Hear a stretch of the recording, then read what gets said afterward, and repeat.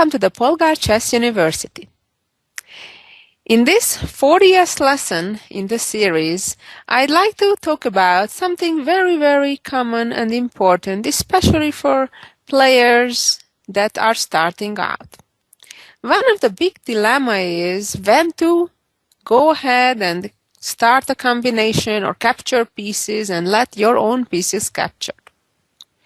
Well, the basic answer to that is that if you can capture a more valuable piece than what you're losing, you're in good shape. However, at times things get a bit more complex than that. So let's see some examples to this very important theme. First, we'll start with a short little game, or at least the beginning of the game, until one side gets an advantage. This game started with white playing e4, black responding by playing e5. White plays the most common developing move, knight f3, which at the same time attacks the pawn as well on e5, and black develops again with the most common response, protecting that same pawn. And here white has some more popular or active moves and better moves than we'll see in the main line. For example, bishop to c4 would be the Italian game, or moving the bishop out all the way to b5 would be called the Ruy Lopez, or Spanish as it's called in some other countries. However, in this particular game, white played bishop only to e2. As you can see, this short little move is a bit less active because it doesn't control center squares or any of the opponent's pieces. Nevertheless, it is a developing move and it clears the space between the white king and rook. Therefore, white is getting ready to castle. So it's not a bad move, but it's certainly inferior than the more active bishop to c4 or b5. By the way, this is called the Budapest defense. But with white, you should be playing more aggressively than that. Black responded by playing d6. Of course, it's not the only choice. Black may have developed the dark squared bishop or the knight of the king's side first. And white castles. Here, my first choice would be for black to develop the knight from g8 to f6 and therewith attack the pawn on e4. However, black chose a different move, namely bishop to g4. Considering the fact that the white bishop is on e2 and not somewhere else, this move did not create a real pin. Because if the white knight would move away, it's true that the black bishop could capture the white bishop on e2, but that is protected by the queen. And if a trade happens between a pair of bishops, that's just an even trade and doesn't result again to either side. Now here is the big question that relates to our subject of this lesson. White, of course, has many good moves, such as developing the other knight to c3 or attacking the black bishop. None of them give an immediate win or major gain for white. However, they simply improve the position for white. However, it's always the big question, do we have anything better, anything more concrete that would result in a few move checkmate or material gain? So let's see an example of that. What would happen if now white indeed starts a combination with knight captures pawn? It's very important to always be aware of what the material balance is, who is ahead and who is behind on the material count. Well, at this very moment, white is up a pawn, as we just captured black's pawn on e5. However, it is black's turn right now, and black may capture our knight with the knight from c6 or our bishop on e2? Well, the idea of this knight sacrifice is that if, for example, the black pawn captures the knight, then the white bishop can capture the black bishop, and knowing that a bishop and a knight are of equal value, white has just won a pawn. So this certainly would be a good deal for white. Let's step back for a moment to the position after the white knight captured the black pawn on e5. What happens if the black knight captures the knight? The difference is that now this knight also protects the bishop. However, this is one of those X-ray attacks that the white queen behind the white bishop indirectly also attacks the g4 square. That means that after bishop takes bishop and knight takes, the queen can also take, and if you do the count right now, you will see that there is a complete material balance as of the piece is concerned, and when we talk about the pawns, you'll see that white still has all the pawns on the board, while black has lost already one. The final result, white is up a pawn. So it's very important to always try to evaluate the position or the end position of your calculation as much as possible, as precisely as possible, because that is crucial to choosing your correct move. However, let me show you how things are not always so simple. For example, in this position, in addition to capturing the knight that has been just sacrificed, just put under attack, black has an intermediate move, and that is to capture another piece.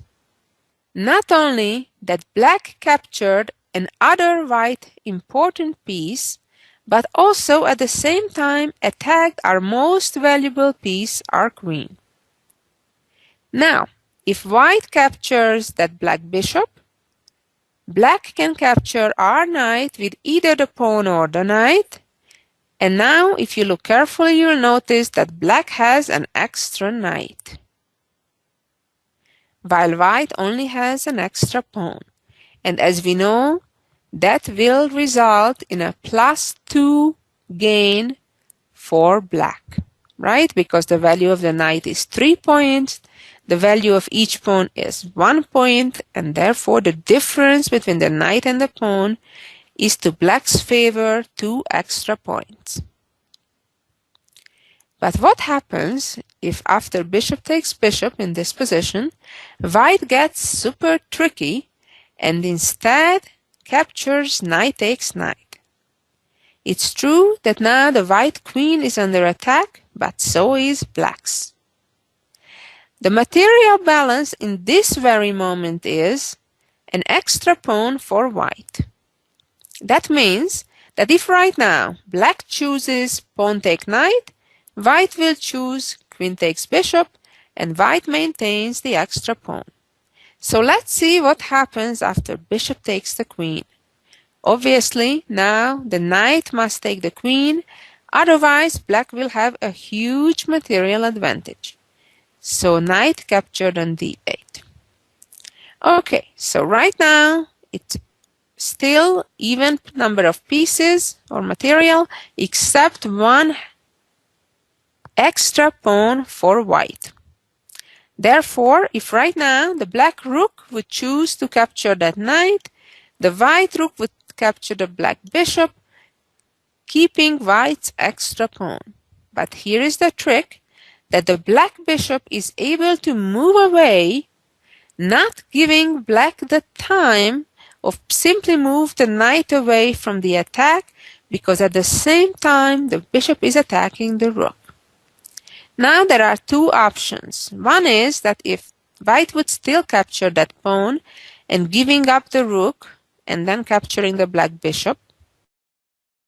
Right now, white has an extra knight and an extra 2 pawns, versus black's extra rook. So that 3 plus 2 balances out the black rook, which is worth 5 points. The problem is that the white knight is all surrounded by enemy pieces. And while it wants to retreat and return to safety through a5, right now black is able to play a5. And then the white knight can only move to squares where it would be captured. And on the following move, the black rook will come to a7 and attack that knight on b7, and white will lose material. Again, let's go back to the earlier position when the bishop went to e2, and let's see how should black respond after the white rook moves away, counterattacks again the black bishop. So now again, if the black rook or king captures the knight, then rook takes bishop, maintaining white's extra pawn. And here is the idea that is so crucial and typical. We see it in many similar type of combinations. Namely, that the black bishop returns from the attack to a6, which is a somewhat unusual square for the bishop, but in this case it works wonderfully because it protects the pawn that was under attack, and at the same time the white knight on d8 is being trapped. The best white can do is give the knight up for a pawn either on f7 or on b7, but nevertheless black will have an extra bishop for only 2 pawns. So what's the moral of the story of this game? White's combination did not work. However, to come to this conclusion, each side needed to calculate 4 pairs of moves ahead, which may be challenging for a beginner player. However, seeing such and similar examples gives you ideas in which directions you need to go, and what are the typical patterns for similar situations. Let's move on and talk about some other examples. Here we go. In this position, it was black's turn, and black has, of course, many moves, but I'd like to first talk about what would happen if the black knight captures the white knight. Now white has 3 logical moves. Either capture the black knight on d5 with the queen or the bishop, or to capture the bishop on e7 with the bishop from g5. I'd like to ask you to think a little bit for your own and try to figure out what would you do if you were playing with the white pieces and it was your choice to make a move. Then come back and listen to the commentary and to the correct solution. First of all, if the white bishop captures on d5, the problem is that same X-ray idea that I mentioned at the previous example, that after the black bishop captures on g5, even though the queen did not directly attack, or at least so it seemed, did not directly attack the g5 square, really it was because now after knight g5, queen g5, black maintains the extra piece they just won. So, black captures the white knight. What should white do not to lose material? Is it maybe bishop takes bishop, and then when queen takes, capturing the knight on d5? No, this would not work either, and this is another pattern I'd like to point out and to remember, that the knight can capture backwards, and at the same time that the knight captured our bishop, it moved away from the attack on d5. And again, as you can see, black is a full knight ahead. Therefore, the correct solution is capturing with the queen. The reason why this is the correct solution, because now white brought a second piece to protect the bishop on g5. Therefore, now after the bishop takes, white could recapture with either a knight or the queen, maintaining the material balance. Let's move on to our next example. Here we go.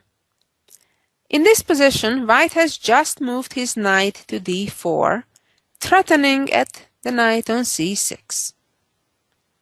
Of course, black could, for example, trade knights on d4, or black could protect his knight on c6 with either his queen or bishop. However, sometimes it is tempting to capture one of our opponent's pieces before we worry about defense. While it obviously depends on the specific situation, in this case it's not a good idea.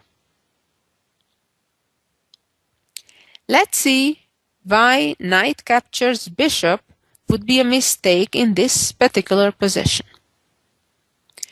If white would recapture with the pawn or the knight, or either knight, it would be fine. The problem is that white has the option to still capture that knight on c6 because it attacks the black queen. Therefore, the black knight has no time capturing the rook in the corner because the queen is a more valuable piece. But what happens if black simply moves the queen away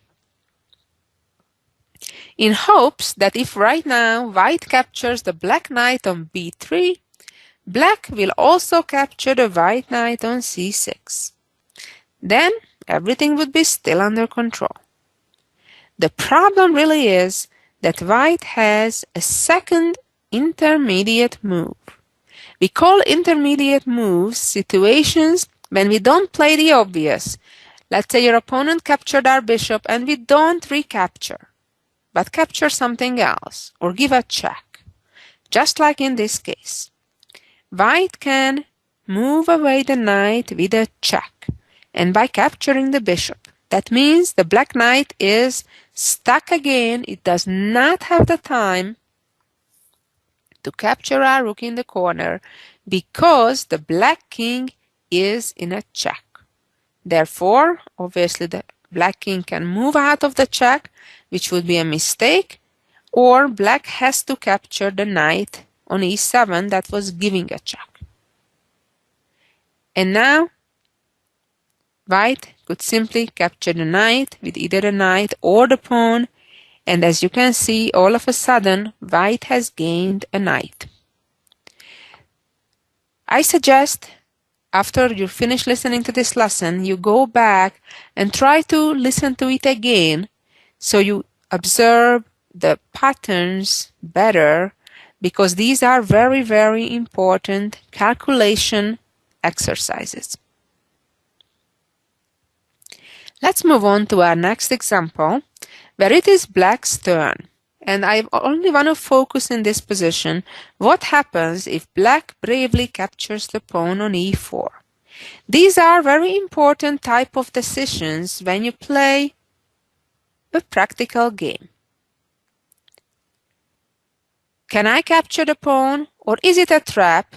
Did my opponent give it up on purpose in order to win more valuable material? In this case, the answer is it would be a mistake to capture the pawn, because after knight captures knight, bishop captures, king captures, the bishop is on an unprotected square, and the black king ended up in an unfortunate place because it allows the check and the fork and then capturing the bishop. On the other hand, after knight e4, if black would want to make an intermediate move and trade bishops first, it would not help the situation, because after queen takes bishop, now the queen protects the knight on e4, and again, white maintains the material advantage.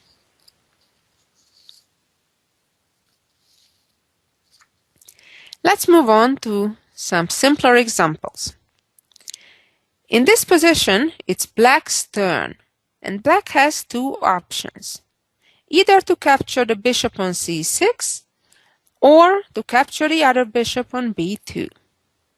The correct move is to capture the bishop on c6 with the rook, because if black would want to be fancy and make an intermediate move with bishop takes bishop, the white king would not be forced to recapture, in which case black would be okay after rook capturing bishop, but white would have an intermediate move.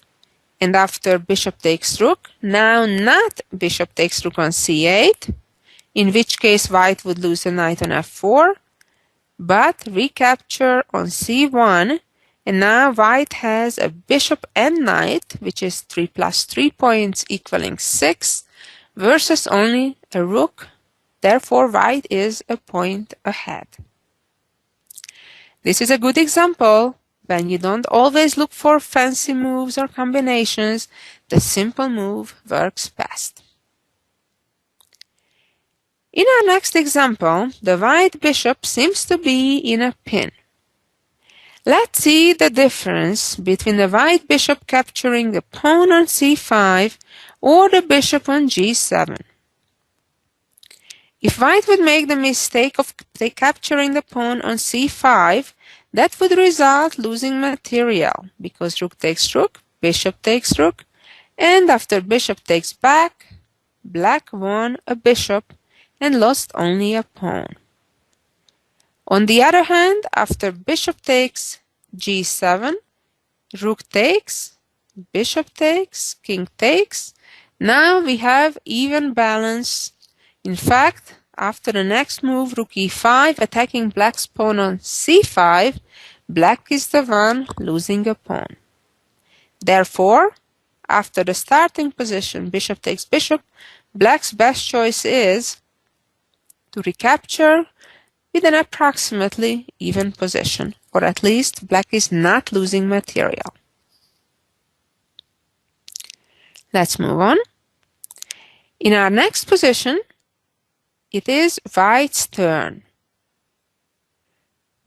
Try to figure out the result of the complications after knight takes knight. Is white winning any material or they don't?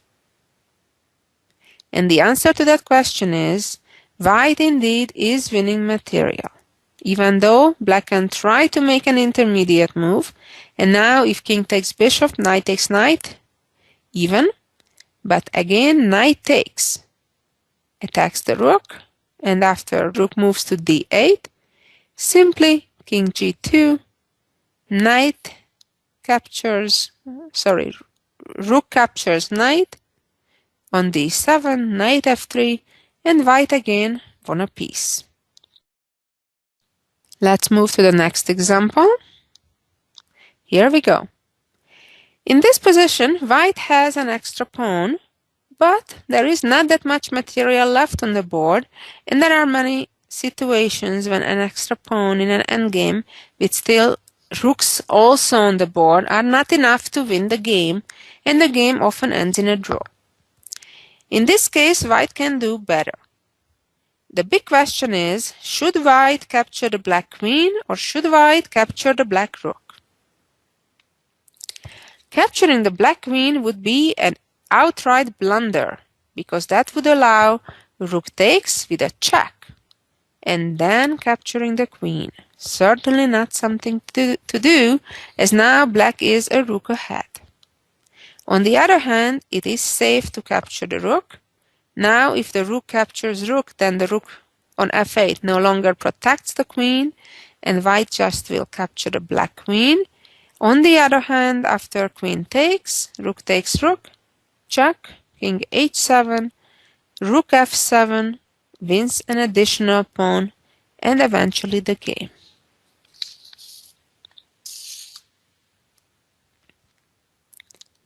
In our next example, white again has a choice to capture several things. But there is only one good option, and that is not knight takes knight, because then the king can capture back, protecting the bishop. Therefore, here the correct choice is bishop takes, because after knight takes, bishop takes, white wins a piece. And our last example in this lesson, in this pawn endgame, which white pawn should black capture?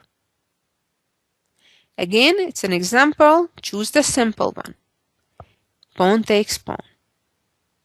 Instead, capturing the e4 pawn would be a blunder, because white would capture a black pawn with a check and then a second pawn for free. Well, I hope you learned some ideas on how to calculate the captures. It's one of the most important things during a chess game, not to lose your pieces, and therefore it's really important to see to the end of the variation and evaluate it correctly, see who is ahead on the material count. Thank you for listening, and I'll be back with a whole lot more chess goodies and ideas next week. Bye-bye.